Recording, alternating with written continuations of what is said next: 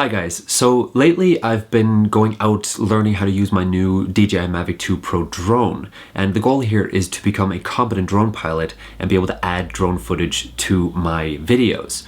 Now what you're going to see next is a little bit of a different video than what I normally make. It's a compilation of the footage that I've been out shooting and gathering and how I've edited it and color corrected it and put it all together into this little sequence. So please drop me a line and let me know what you think down in the comments below, because my goal here is to become as competent a drone pilot as I can, and I want to make as cool looking, as awesome looking footage for you guys to enjoy. So I'd love to know what you guys think. What do you think about this? What do you think about the looks and the movement and colors and all that stuff? I'd really appreciate hearing from you.